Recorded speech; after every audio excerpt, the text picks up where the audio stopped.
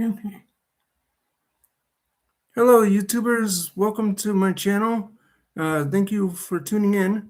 Today's topic that we're going to be talking about is actually 3 years in the making. It's called Challenges That People with Disabilities Can Face in College. Um, you guys voted on it, and so that's why I'm going to be talking about it. Today, I have with me Becky Lipinski from her colored pencil art company. Yeah. So she has some stories to tell too about when she was in college. Mhm. Um, One of the topics that uh, Chat GPT helped me with some ideas uh, was accessibility of campus buildings. That could be a big problem for students with disabilities if they have wheelchairs. Um, they said that if you go to a college that's an old college that doesn't have elevators or, uh, you know, um, handicapped accessible doors, that could be a problem for students with disabilities. So the solution for that one is to, if you're a high school student that has disabilities and is going to be going to college, make sure the campus that you choose is handicapped accessible. Visit them, and take a look around and make sure that you'll be able to maneuver through the campus with ease. Um, the second thing that was provided was accessibility for learning materials. Uh, access to learning materials. Um, I actually have a story about my experience with accessing learning materials. Um, when I first went to college, I went to the um, access, what is now called the Access and Disability Services Office, and I told them I needed a large print text and a program called Zoom Text on the computer so I could see the screen better. And at first, the lady was like, "Well, I'm not sure we can do that." And I was like, "Why not?" And she was like, "Well, we need documentation of your disability." So I'm like, "All right, fine." I got documentation of my disability and gave it to them from my eye doctor. And they're like, "Okay, well, I don't know if we can get that Zoom text or get your large print books." And she was still not willing to cooperate. Uh, so then I told my mom about it, what went on, and asked, "What do you think I could do?" And she says, "Well, why don't you mention that you'll bring the Americans with Disabilities Act into play if they do not cooperate?" So that's what I did. I went in there the next day and I was like, "Well, since you won't cooperate, I guess I'll have to bring Americans with Disabilities Act into this." And as soon as I said the Americans with Disabilities Act, the lady was like, "Oh, no, no, no, we don't need to do that. Let me go see what I can do. I'll see what I can do with your textbooks and everything." Next day I went into class. I looked on the computer. I had Zoom text on the computer. I had large books that she said, she told me the next day, "Give me your books and I'll have the first 5 chapters enlarged for you, so that way you can start working on your classwork." So I had enlarged book, and I had extra time on my tests. So yeah, advocating for yourself is important. Um, I so getting access to. Oh, there's also other formats of uh, learning reading materials. If you need your book on CD, so you can make the print larger yourself, you can do that. Or if you're completely blind and need Braille, you can go to your Access and Disabilities office or whatever the office is in the campus that you go to, and They should be able to get you any format of, uh, you know, of readings that you need, just so long as you advocate for yourself, because uh, you won't get the stuff unless you say something. Unfortunately, it's just the way it is there. Do you have anything to say, Becky, about that? No, like when I was in college, it wasn't hard for me to, get the help that I needed, but I just, couldn't understand the information in the classes. And they would let me take like my quiz or my test, so when I was down in the Mm. library and have extra time to do them, but it just didn't seem to help because I would still feel rushed and that I didn't know the information. Mm. And I ended up having not to finish college because I was trying. I was in and out of college for over 20 years, and I just couldn't do the work and get my GPAs up. But what was weird about that was that if if I went down to the learning center downstairs and I had some help me do the stuff, then I could do it. But I could not do it when I was in class. Hmm. So I don't know, I just couldn't pass my classes. So you're saying that it's important to get help if you need it from Mm-hmm. the tutors and stuff Yeah. there, to use the tutors that Mm-hmm. are available to you. Ah, Yeah. okay. That's good to know. And then another topic. Um,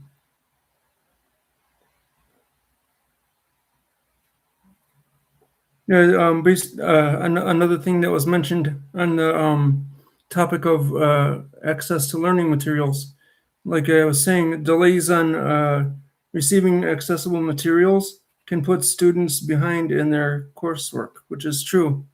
You know, that's one of the things that this thing was talking about when I was reading. And obtaining accommodations. That's another thing we were talking about. Mm-hmm. Um, colleges do have uh, departments for people with disabilities. Yeah. I don't know what it's called in all the other colleges, but in my college, it's the uh, Access and Disability Services. And I'll Mm-hmm. just show you the screen real quick. I'm just gonna share this tab with you. That's the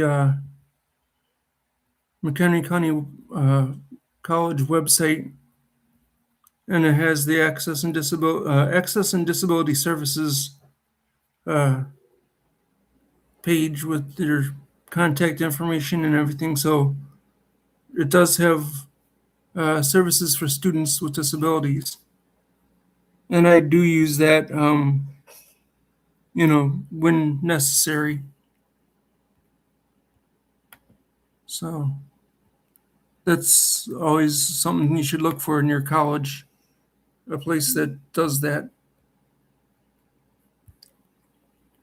Um, okay, the next topic was okay, so we covered that. Oh, just some um, common accommodations that your colleges might include and have is extended test time, note taking, uh, sign language interpreters in case you're deaf, accessible housing, and then there's a couple others that got cut off on my page. um,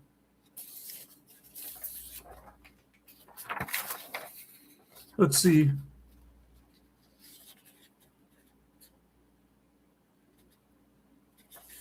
It says that some of the students find the process confusing and time consuming or stressful, getting asking for accommodations and stuff.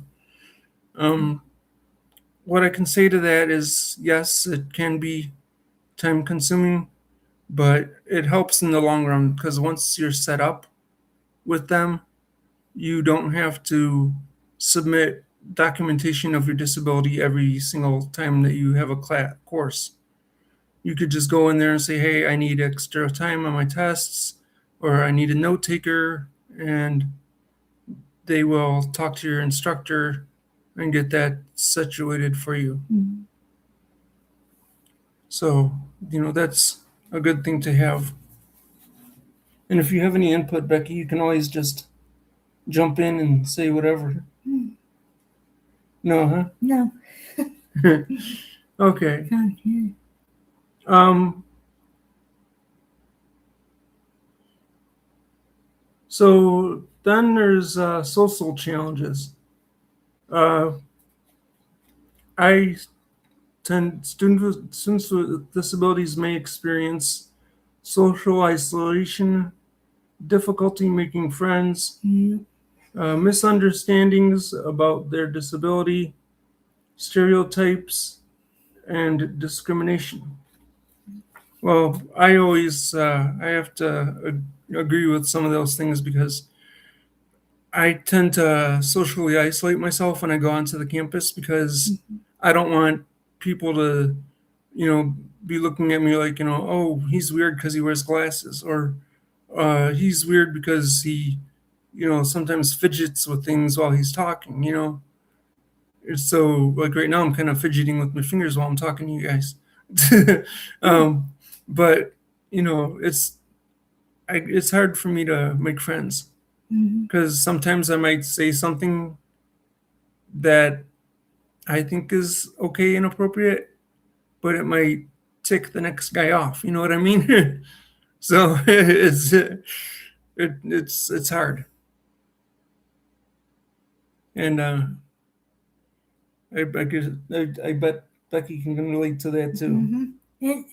It's really hard for me to make friends because like a lot of the people that are around my age, like I don't experience the same things that they that experience, like like having having kids or moving into a new house or being married for like 10 or 15 years or whatever, and I don't experience that, so I usually don't, say anything.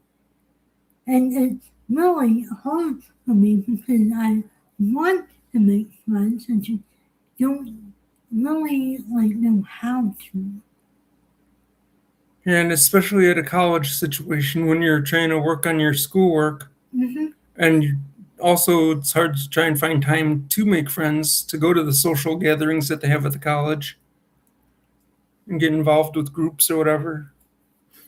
Like I tried getting involved with a chess group at one time, and people would come and play chess, but it never went any further than that. Like I never had any friends outside of college, Hmm. and that's what I was trying to do: get some friends in college that would then become my friends outside of college, but that never happened. And I think that's a hard thing for people with disabilities is Mm-hmm. getting the friendships in college.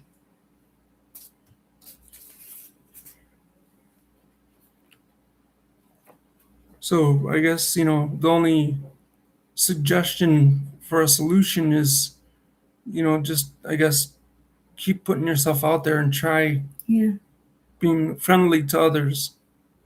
And, if people ask about your disability, you know, that's just them wanting to be educated. Don't take it as them trying to make fun of you or anything like that.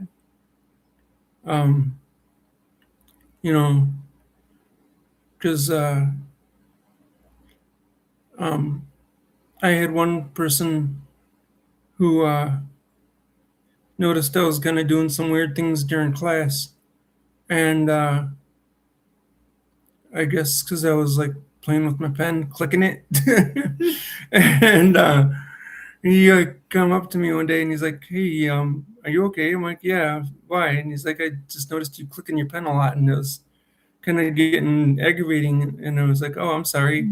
And he's like, "Do you like have some type of disability or something?" I'm like, "Well, I do have attention deficit disorder and a little bit of you know, uh, um, Asperger's syndrome." And he's like, "Oh, okay. Just was wondering." You know, he didn't like make fun of it or anything. He just was curious.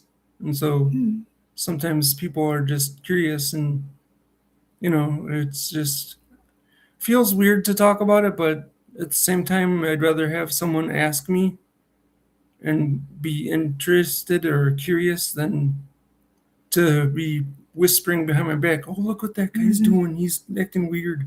You know, because then it's, even twice as bad when they're doing that, whispering behind your back. It's better for them to come to you and be like, "Hey, what's going on?" So, um, another thing that's saying is that mental health concerns.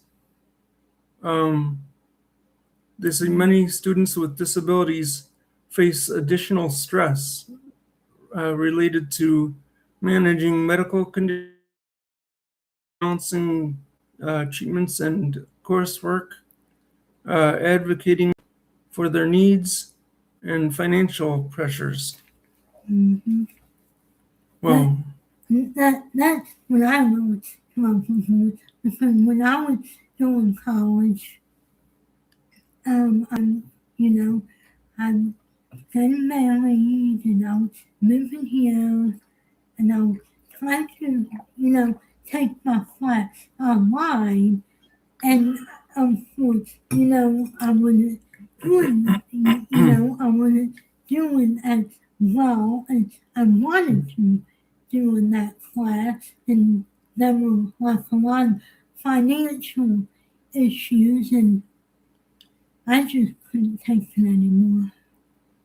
So then I had to get out of the class. yeah, I know my lady tried. She tried hard. Mm-hmm. I did. Hmm. She was getting so frustrated with that class that she was Yeah. in. Mm-hmm. Yeah, so as far as the financial stuff goes, colleges do offer what's called financial aid assistance, where you can either do loans or they actually have full payment like federal Pell Grant and the state grants. So, if you're a student and you're tight on money where you can't pay for the classes yourself, uh, try looking into those options. Those will help you. Because when I go to my courses, when I take my courses, I use the financial aid department in my college, and I get my classes paid for through there. So that helps a little bit financially. So the only financial struggles are personal ones. But college financial ones for me are not a problem. Um, so yeah, financial aid office is the way to go with financial stresses to help relieve some of the stress and anxiety of college. Um, There's another big one for me. Well, another thing I missed about the mental health concerns. Where after it listed all those things that I mentioned, it said that these can increase the risk of anxiety, depression, or burnout. Yep. And so, just if you notice yourself having anxiety and stuff, I guess talk to somebody, your family or something, or, a counselor at the college. There's, people that you can reach out to, I'm sure. Um, or if you do have friends, even your best friends, sometimes just talking about it will help. Another challenge, which is the sixth one that they have here, is transportation issues. Mm-hmm. Um, I know for myself, getting a bus, if I wanted to go to the campus, getting a bus is kind of hard because uh, you have to call a week in advance, and you have to get up at like 5:30 in the morning to call. Otherwise, if you don't, you might not even get a ride. And if you do get a ride, it won't be the time that you want. So that's a transportation issue that I face. But they say that transportation issues can even be on the campus. Um, like getting around campus can be difficult if accessible transportation is limited, sidewalks are poorly maintained, and distances between classes are long. So, that could be a problem. But some campuses are starting to get more compact. I know McKenna County College, they're getting a little more compact with their classrooms, where how far apart they are. So, um, do you have anything to say about the transportation issues? No, No. not really. Okay. Yeah, just check out your college's campus and see how things are laid out, and Mm-hmm. just if you have to, they should have like some colleges have like benches or something, or tables where you could sit down. So I would like plan on going to like where your class is, and if you can't get in yet, then like sit down pretty close to it, so that way you can walk over there quickly and make it easier for you. um, then technology barriers is another uh, topic. And like I had said earlier, for my situation, one of the technology barriers was the computers, that they didn't have Zoom text on the screens, so that way it can be enlarged. But with the help of the accessibility and disability, that's what it was called, accessibility and disability services. That's what it's called now. They were able to um, put the Zoom text on the computers, and they were also able to give it to me here at home, so I can do my courses online here. Uh, yeah, some of the issues that students with disabilities can face for the technology barriers is websites that don't work with screen readers, videos without captions for people that can't hear, and software requiring precise mouse movements. These barriers can make completing assignments more difficult. Um, for example, about software requiring more precise mouse movements, that would be Zoom text. Uh, if you slip and move your mouse to a spot that says, for example, click here for to go to something else or whatever on a web page, and you're just wanting to scroll, if you click your scroll button and you're hovering over that click here, it takes it as a click. Mm-hmm. And it'll send you flying to another page. Yeah. So then you have to click your back button to get back to where you were. So mouse uh, precision on a program is kind of important with the Zoom text and programs like JAWS and all the others. So just all I can say for the technology barriers is be patient and just try and ask for the assistive technology if you need it for your vision impairments, and uh, if your instructor is doing videos that you are required to watch, ask him or her to include closed captions if you are hard of hearing, so you can get the information that you need. Or another thing I've done is if your instructor is doing a presentation or whatever, and you're in the college and on campus, ask him or her if they can give you a copy of their PowerPoint slide presentation, so that way you can look at it and make notes yourself on the presentation. Um, let's see here. Getting done. We got about one more topic. Financial challenges. We kind of touched on this already. Says students with disabilities may face additional expenses such as medical equipment, personal care assistance, transportation costs, specialized technology. Um, the upper ones really don't apply to me, but transportation costs and specialized technology, they do. Um, but luckily, there is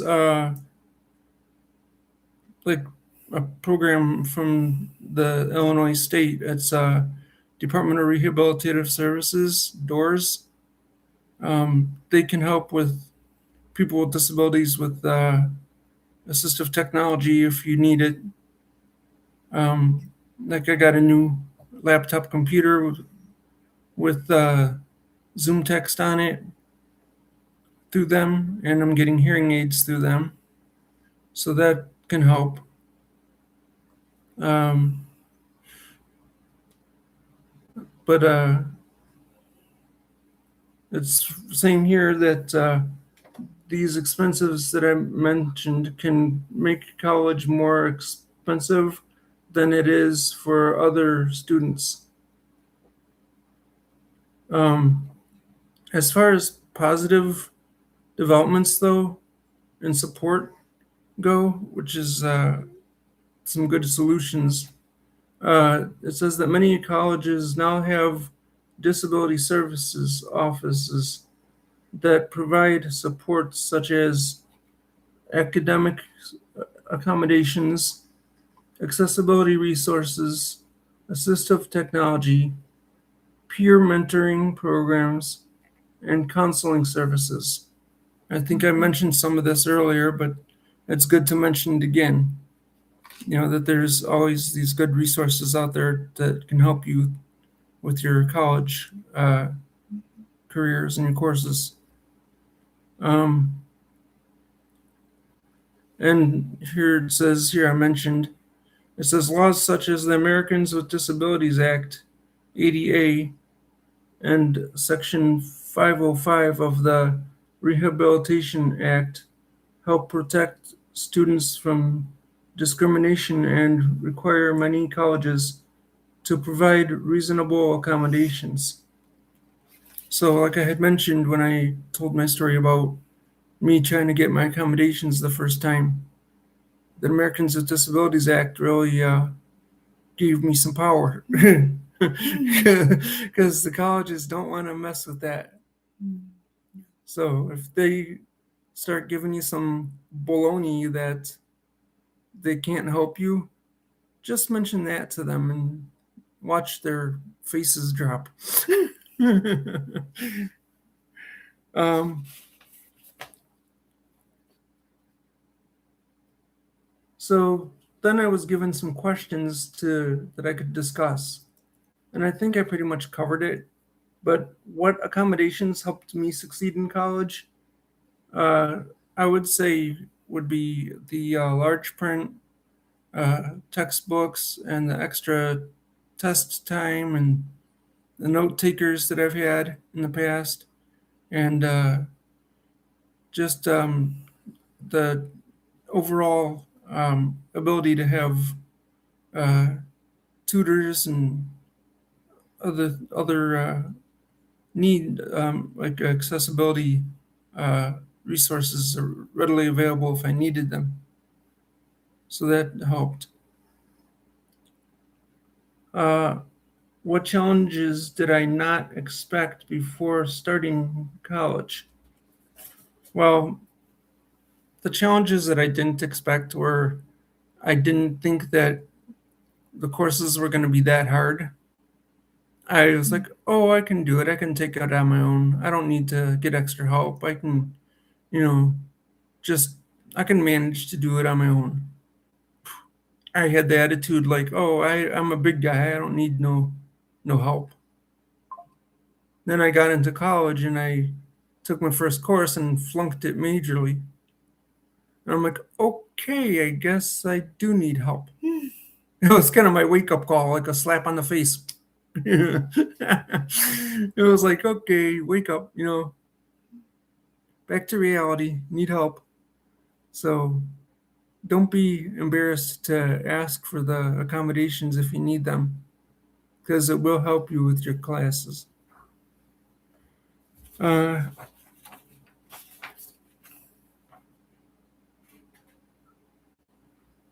how can colleges make campuses more inclusive? I think colleges are starting to make campuses more inclusive. They have had different. I don't think they start. I don't think they single out people anymore. I've really not been to the campus to actually see, but um, I think if they did single people out, that wouldn't be a good thing. So I would say the best thing to do is to try and get yourself involved with the groups and clubs that they have there, because then they can't single you out. And if there's not a group there that fits your niche, of what you like to do, talk to the dean or whatever and say, hey, how can I start my own group? Because that's what I did with the chess group. I started the chess group because there was no chess group. Or talk to your student affairs office if there's a student affairs office in the college.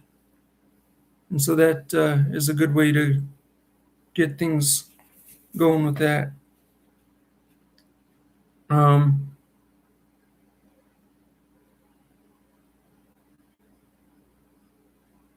Another one was, how do friendships and social activities affect the college experience for students with disabilities? Gosh, I really don't know, because, like I said, I was more, when I go to the college campus, I am more isolated and I think more of my classwork than I do about making friends. So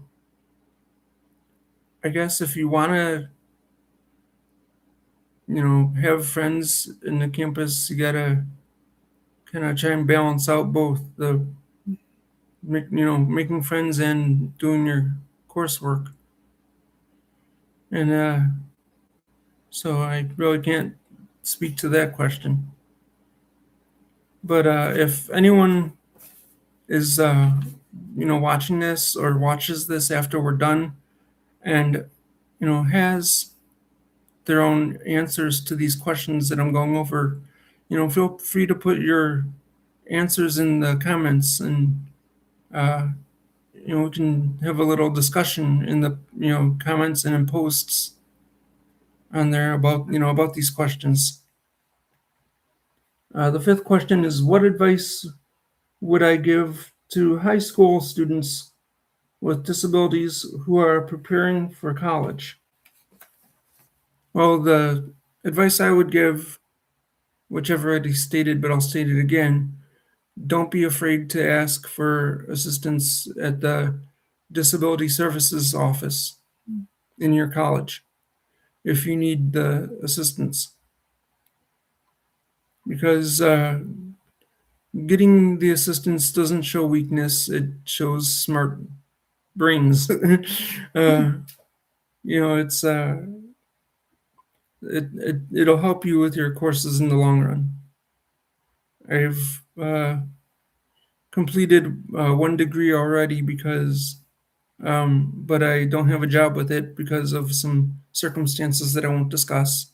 Um, but I'm already working on my second degree, so having the accessibility services department um, available does help. So my advice is don't feel free to use, don't feel embarrassed to use it, you know, and ask for help, right? Okay. Then the final one, what misconceptions do people have about students with disabilities? Well, I know a lot of people, when they see a person with a disabilities, they right away think they can't do anything. And that is not true. I this one person said one time that he wishes they could take the letters DIS off of disability because everybody has something they cannot do. And so if you look at it that way, then what? Everybody's disabled. You know, my mom, my dad, my sister, my brother, they all are regular people, but they have something they can't do. You don't go around calling them disabled. So it's, I don't, I kind of really actually don't like that word disability. I like to say we're challenged because everybody's challenged. And so, you know, just remember that whatever your challenge is, you are a person first. So, that's one of the misconceptions that I think people have is that they don't look at us, people with disabilities, as that people first. They seem to look at the disability, oh, this person can't walk, so he's in a wheelchair. Have to pity him. No, it's not how it should be. It should be, okay, this is a person named Josh or whatever. I'm just using, and he might need a little extra help. Think of him as a person, not as, oh, this is a crippled person, you know, or, people should see me as John, not, oh, this is a visually impaired person.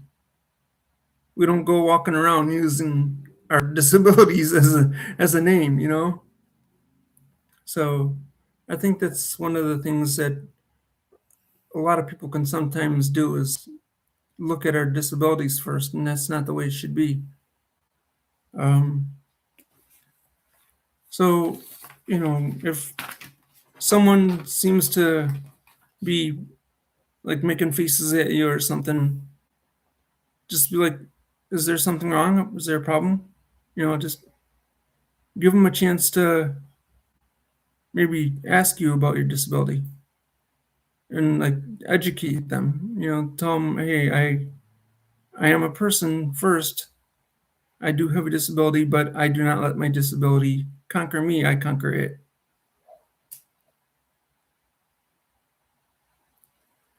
So that's pretty much those 6 questions.